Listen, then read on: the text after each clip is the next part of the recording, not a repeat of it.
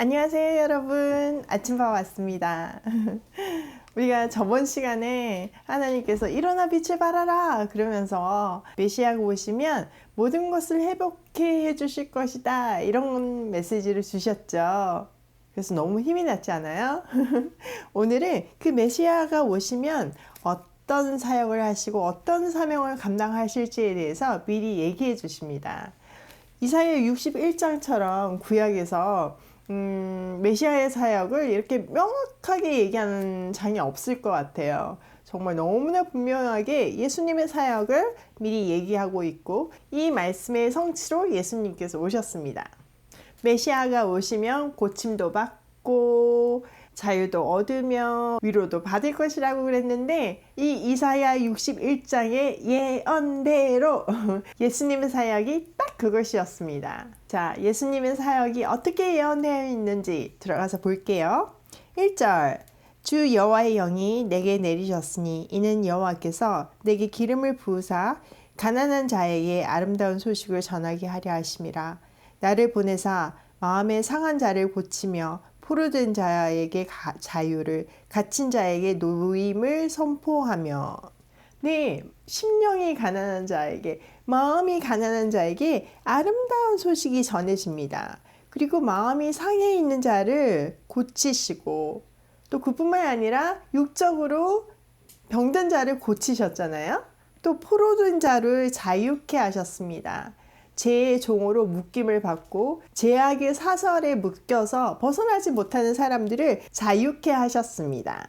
또 그뿐만 아니라 배고픈 자를 먹이시고 영안을 열어주셔서 참빛을 보게 하심으로 구원을 받게 하셨습니다. 자, 2절에도 보면요. 여호와의 은혜의 해와 우리 하나님의 보복의 날을 선포하며 모든 슬픈 자를 위로하되. 하나님께서 은혜의 해와 보복의 날을 선포하면서 모든 슬픈 자, 마음이 상한 자를 위로하셨습니다. 메시아로 인해서 고침을 받고 스스로는 벗어날 수 없었던 죄의 굴레에서 벗어나고 자유함을 받으며 죄된 세상에서 겪었던 절망과 고통을 위로받게 된 것입니다. 무릇 시온에서 슬퍼하는 자에게 하간을 주어 그 죄를 대신하여 기쁨의 기름으로 그 슬픔을 대신하여 찬송의 옷으로 그 근심을 대신하시고 그들이 의의 나무 곧 여호와께서 심으신 그 영광을 나타낼 자라 일컬음을 받게 하려 하심이라. 이제 그들에게는 슬픔 대신에 화관이 씌어지고요. 슬픔을 상징하는 죄 대신에 기쁨의 기름이 부어지고요. 슬픔 대신에 찬송의 옷이 입혀지고 근심 대신에 의의 나무 하나님이 심으신 영광이 나타나는 그런 인생이 된다는 겁니다. 너무 감격스럽지 않나요? 4절 그들은 오래 항폐한 곳을 다시 쌓을 것이며 옛부터 무너진 곳을 다시 일으킬 것이며 항폐한 성읍 곧 대대로 무너져 있던 것을 중수할 것이며 이 시온이 회복된다는 겁니다. 즉 예배가 회복되어서 하나님 사랑, 이웃 사랑이 그들의 삶에서 실천된다는 겁니다.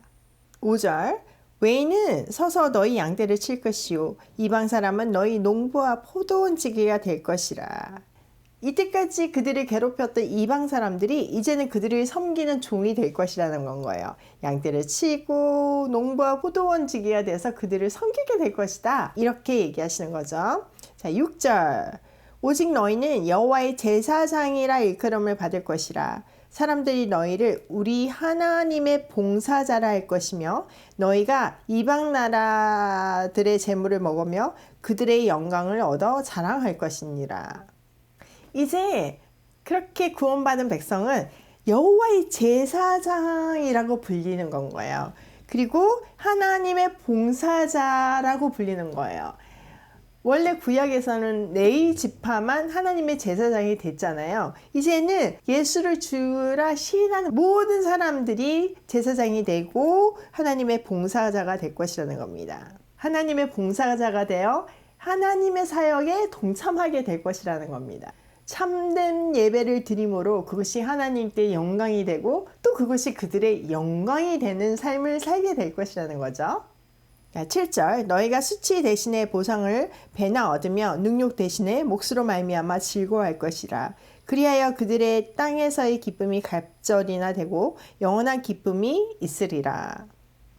네, 여기에 보면 보상을 배나 얻으며 이런 말이 있잖아요. 이건 유대인의 재산 분할법을 보면 조금 더 이해가 되는데요. 유대인들은요, 자식 수대로 분할을 하면서 플러스 1을 해요. 그러니까 제가 아들이 셋이잖아요. 아들 셋이면 3등분하는 게 아니라 4등분을 해서 그 2배, 2등분은 장자에게 주는 겁니다. 그러니까 여기에 보니까 보상을 배나 받을 것이다. 그러면 장자가 된다는 거잖아요. 그럼 하나님의 나라를 잇는 사람들이 된다는 거잖아요. 또 다른 말로 하면 복의 근원이 되어서 열방을 하나님께 돌이키게 하는, 하나님 나라를 이어가는 그런 사람들이 된다는 것입니다. 그런 사람들은 그 몫으로 말미암아 즐거워하고 땅에서 갑절이나 얻고 영원한 기쁨이 있다는 건 거예요. 여러분, 영혼 구원만큼 기쁜 게 없잖아요. 저는 여러분이 아침마다 달아주시는 그 답글에서 정말 하나님을 알게 되었어요. 더 깊이 알게 되었어요. 말씀을 깨닫게 되었어요. 뭐 새로운 것을 깨달았어요. 뭐 이런 답글을 보면요, 제 기쁨이 충만해요. 정말 세상을 다 누린 것 같거든요. 그러니까 그런 기쁨을 누리는 삶을 산다는 거예요. 그 기쁨을 도대체 뭐랑 바꾸겠습니까? 오늘같이 저 지금 피곤해가지고 눈이 새빨갛잖아요. 그럼에도 불구하고 이렇게 녹음할 수 있는 거는 정말 그 기쁨이 없으면 할 수가 없는, 하나님의 충만함, 또 하나님의 부어주심이 없이는 불가능한 일임을 매 순간 깨닫습니다. 자, 또 하나의 기쁜 소식이 있습니다. 8절 9절 볼게요. 물은 낫 여호와니 정의를 사랑하며 불의의 강탈을 미워하며 성실히 그들에게 갚아주고 그들의 영원한 언약을 맺을 것이라. 그들의 자손을 문 나라 가운데에 그들의 후손을 만민 가운데 알리니 무릇 이를 보는 자가 그들은 여호와께 복받은 자손이라 인정하리라. 네, 세상의 공의가 회복되고 정의가 실현되는 그런 때가 온다는 겁니다. 세상에 정의와 공의가 임함을 보면서 사람들이 그들은 여호와께 복받은 자손이다 이렇게 얘기하게 될 것이고 인정할 수밖에 없게 될 것이라는 거죠. 자, 10절 11절 볼게요. 내가 여호와로 말미암아 크게 기뻐하며 내 영혼이 나의 하나님으로 말미암아 즐거워하리니 이는 그가 구원의 옷을 내게 입히시며 공의 겉옷을 내게 더하심이 신랑이 사모를 쓰며 신부가 자기 보석으로 단장 갖게 하셨음이라. 자, 이런 세상이 임하면 백성들이 행복할 수밖에 없는 거죠. 기쁨이 넘칠 수밖에 없는 거죠. 그 기쁨을 마치 신랑과 신부의 기쁨에 비유하고 있습니다. 그날이 오면 온 땅에 싹이 나고 동산이 움돋게 되며 공의와 찬송이 온 나라에서 솟아나게 될 것이라는 거죠. 온 세상이 찬송으로 가득 차게 될 것이라는 겁니다. 여러분, 이사야의 예언대로 메시아 예수님이 이 땅에 오셨습니다. 그가 자기 사명을 감당하셔서 자기 백성을 부르시고 백성들을 고쳐주시고 자유케 하시고 먹이시고 위로하셨습니다. 그 은혜 안에 있는 사람들은 하나님의 제사장으로, 하나님의 봉사자들로 하나님 사랑과 이웃 사랑을 실천하면서 이 땅에서도 천국 시민으로 살아가고 있습니다. 믿음으로 영원한 도성을 바라보면서 기뻐하며 자유함으로 살아가고 있습니다. 2000년 전에 예수님의 초림이 있었고 그 언젠가에 예수님의 재림이 있을 것입니다. 이 사이가 말세입니다. 우리는 이 사이 말세를 살고 있습니다. 이 날이 분명히 있었던 것 같이 이 날도 분명히 있습니다. 예수님의 초림이 성취된 것 같이 예수님의 재림도 반드시 성취될 것입니다. 이 재림의 날에는 불안정하던 기쁨이 완성이 되고 영원하고 완전한 기업을 얻어 충만한 기쁨과 자유를 누리는 삶을 살 수 있습니다. 아직도 이 기쁜 소식을 듣지 못해서 또 이 기쁜 소식을 완전히 이해하지 못해서 어둠 가운데 갇히고 죄의 사슬에 묶여있는 사람들을 보면 너무나 가슴이 아프고 안타깝습니다. 너무너무 안타까워서 제가 설명할 수 있는 만큼 설명하고 또 나머지는 내가 그 10년 가운데 뿌린 씨앗을 하나님께서 물 주시고 자라게 해서 열매 맺게 해달라고 간절히 기도하게 됩니다. 우리가 복음만 깊이 알면요, 많은 문제에서 자유함을 누릴 수 있어요. 우리를 가두고 있는 많은 것들에서 벗어날 수 있어요.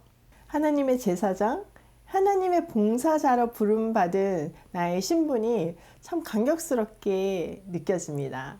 오늘도 하나님의 봉사자답게 세상에 이 기쁜 소식을 전하면서 고고싱입니다.